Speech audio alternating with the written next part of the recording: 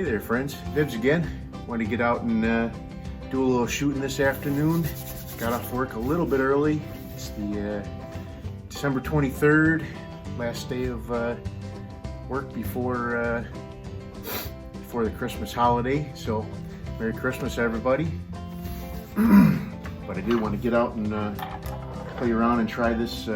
Picked up this new air rifle that found at a local shop. Got it for a really pretty reasonable, cheap price, and I wanted to get out and let you guys see it and see how it worked and see what you guys thought. So this one here is, it's still kind of a mystery exactly what the model number is. This is a Chinese made side lever, and I'll show you that in a minute. It's a side lever air rifle, and I've seen them with I've seen several different posts and different forums and stuff with several different model numbers suggested. There's nothing in English on the gun. There's just and I'll put a little picture of it here. There's a picture of some Chinese writing with some sort of little arsenal stamp, I believe. But there's no model number or anything like that. I've seen posts with them described as a TS-45 and also as an EM-45 and an EM-4-5B and a few other things. So, but definitely is a Chinese made. I believe they were made in like the 70s and 80s, and but it is a Springer. Call a Springer. Most of the Springers, you have the break barrel where you break the barrel down and put the pellet in, but this one actually has a lever on the side of it here that you there's a little latch, and you unlatch it and open it, and then you would cock it back. So one thing that I read online and seen several warnings about is, if you see how this air chamber here moves back and forth, and what I've read, there's actually what they call an anti-bear trap, so you don't get your fingers crushed or whatever. But they said don't ever rely on that anti-bear trap. They said to always, so when you're loading it, put your arm in front of the thing while you're loading your pellet into the chamber, just in case something should malfunction. You don't want that air chamber to come flying forward and smash your thumb or fingers or whatever, because you do have to put your fingers down kind of in harm's way there when you load a pellet in. But when you close that, and now it's ready to fire. So I did shoot a couple of pellets beforehand. Another day when it's a little bit warmer out, I'll probably get out and do a little bit more comprehensive. Ooh, that was right dead in the bullseye. Nice. Do a little bit of comprehensive testing, and test and see what kind of pellets it likes the most. Just for today, I'm running out of daylight real quick here, and it's pretty cold too, so I'm just trying out some Premiers. They're the destroyers, and they've got this little kind of hollow tip, but it's got a little point sticking out in the center of it. So again, always make sure you block that handle so that it can't fly forward and take your fingers out. It does seem a little bit awkward at first, but I think once you get used to doing that.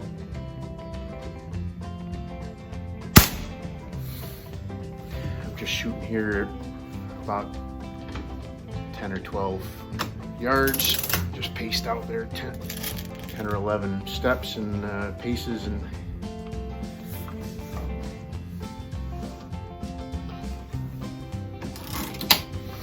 not going to take too many shots here before I show you the target, but I'll do 3 or 4 here.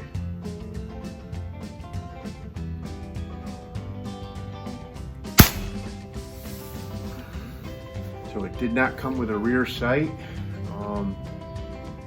While I was at the store, actually before I even bought this, I kind of did a little research, and it looked like a Mosin M-44, or maybe a Chinese Type 56, I think they are, or Type, I don't know, the Chinese version of the Mosin Model 44, which is the short carbine version. It looked like the sight for that is what they kind of modeled this after. The sight was missing on the rear of this, and I compared a 44 to it when I was at the store, and it really does look like that will be the right one. I don't have a spare Mosin 44 sight around, but I did actually happen to have a 9130 sight from a sporter that I did many years ago. I just happen to have that in the drawer, so I stuck it on there for now, and it does seem to be really doing a good job, although it is way too long for the application. But now that I know that the rifle's going to work nice and be something fun to play with, I'll do some shopping around and look on eBay or whatever and find a number 44 sight. They're about half the length, and I think it'll match up just nice with this the base here.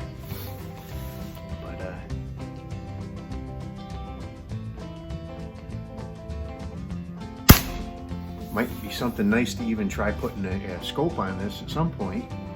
I'm afraid I would have to drill and tap the receiver somehow, and I don't know how that would. I would have to really be careful on how deep I went with it, because it looks like the air chamber. Yeah, the air chamber rides right back there where the scope would need to mount. So my pellet.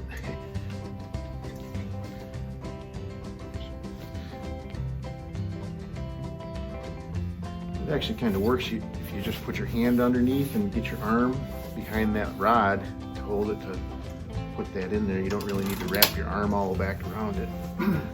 As long as you're blocking that handle from being able to fly forward to pinch your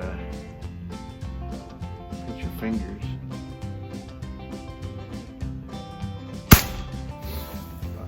I did post some pictures of this online earlier, and one of the fellows on there did say that he actually did have it bear trap on him and broke 2 of his fingers. He said he threw the gun away, but I think that's a little overreacting. But anyway, looks like a really nice group out there, so let's go take a look at that. Alrighty, so here we go. So here's so actually this is the target I was shooting before I started the video up, just to kind of get an idea how it was working. And I did take one of the guys' advice, and I got myself some new targets. So I was shooting at all new stuff instead of having things taped up all the time. But this is the target that I was shooting on camera. 5 shots, all in basically one big ragged hole. Not too bad for open sights, especially for me. So anyway, back to the video. Alrighty, friends, I'm back. You see that target there? Really looking like it's a pretty good and accurate gun, at least with these pellets. So like I said, I'll get out another day and we'll do some more comprehensive testing with it. I've got some heavier and some lighter pellets, and we'll try all those out too. So anyway, I want to keep this short and sweet for you guys, but thought you'd really appreciate seeing this cool old pellet gun that I picked up. And I just about anything that goes pew, whether it's an air rifle or a real gun with powder and primers or 22s, whatever, I like them. So this was pretty cool, and made the store owner an offer, and he took it, so I picked it up, and now it's something fun to play with. So anyway, like I said, it's an old Chinese air rifle, and if you find one, they're pretty cool. just one word of warning to make sure you load it safely. Again, when you cock the lever back, you just need to make sure that you've got your arm in front of that bar while you're putting your finger in to put the pellet in the chamber there, because if you don't, if that should fail, that will come back and smash your finger. So I did test this across the chronograph, and it is pushing almost 700 feet per second, which is pretty good for a Springer rifle as well. I had a couple that were, the one I took a picture of was like 671. That was the last shot that I took, and I had one that was over 680. So I think with a little bit of, I haven't done anything to it yet, so I'll probably take it apart and make sure it needs a good cleaning, I'm sure, and get some oil in the piston there. Probably be pushing over 700 once I get it maintenance a little bit, but working pretty cool so far. So hope you enjoyed the video. Like, share, and subscribe. Running on YouTube and on Rumble now, so if you're going to watch my videos, watch them over on Rumble, and because YouTube demonetized me, so I only getting monetized on Rumble. So if you want to watch my videos, and please watch them on Rumble. So, anyway, hope you guys had a great time watching my video, and we'll see you next time.